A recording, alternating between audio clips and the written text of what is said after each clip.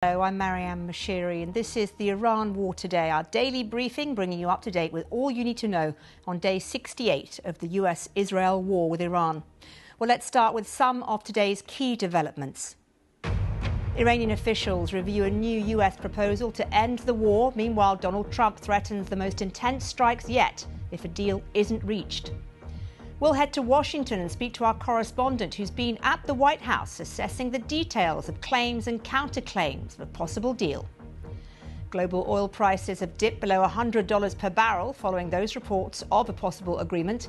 Our deputy economics editor, Darshini David, will break down what impact this could have on inflation and jet fuel supplies. And in the last 24 hours, we've had rumours of a deal that would loosen Tehran's grip on the Strait of Hormuz.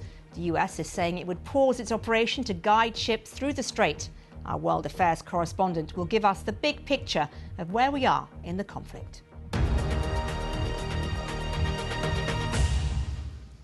Let's begin now in Iran, where the regime in Tehran says it's still considering a new US proposal to end the war.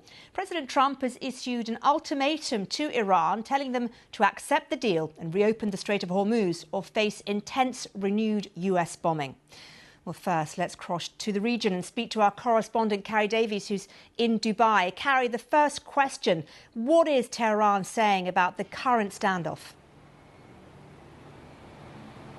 Well, of course, the initial sound, the fact that Iran has acknowledged that they are looking at this proposal, does sound positive. But let's hear some of the other things that we've started to hear as well from Iran too. We heard from one spokesperson who said that Iran will deliver a harsh and regret-inducing response.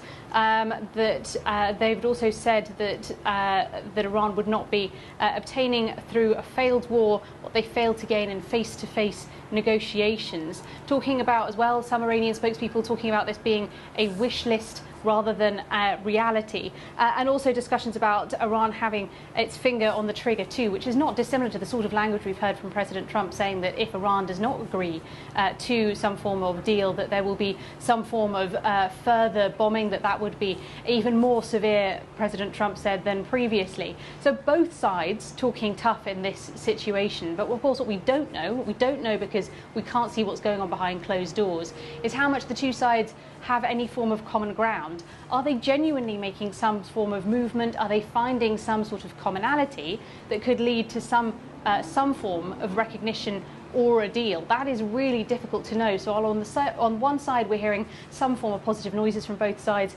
We're also hearing tough talk too. And of course, Pakistani sources seem to be suggesting to some media outlets that a deal